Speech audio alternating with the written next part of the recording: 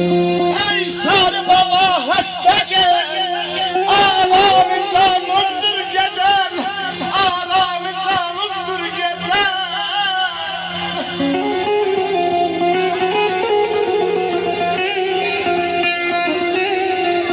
Yar kendimi almış beni, Allah Teymur Emre rahmet eylesin. yar kendimi almış benim, ruhi zamanımdır gelen aman ya aman aman aman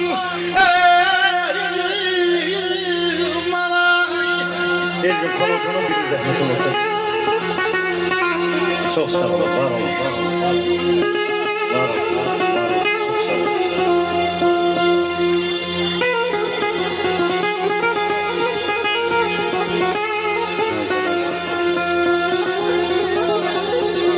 Sağ ol Şafir, var olun. Seyledi başına kul halkım ben derdimi kul halkım çıktı da seyleyle kanundur keder, seyleyle kanundur keder.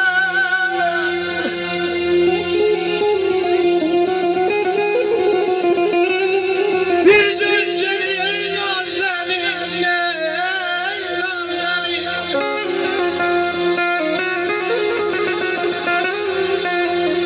bezmezken olsun senin. Sensiz bu sonsuz göylere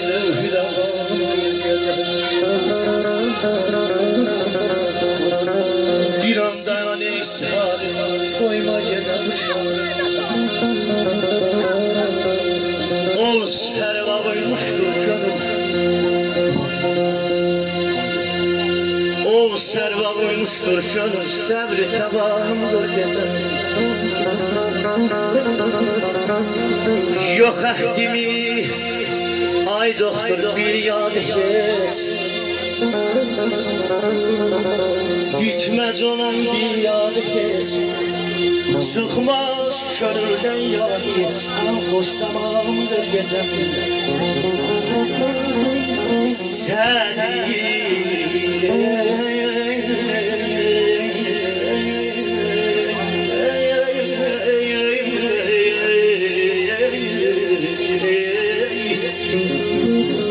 seni sana layık değil, yardan gideyim bir defa.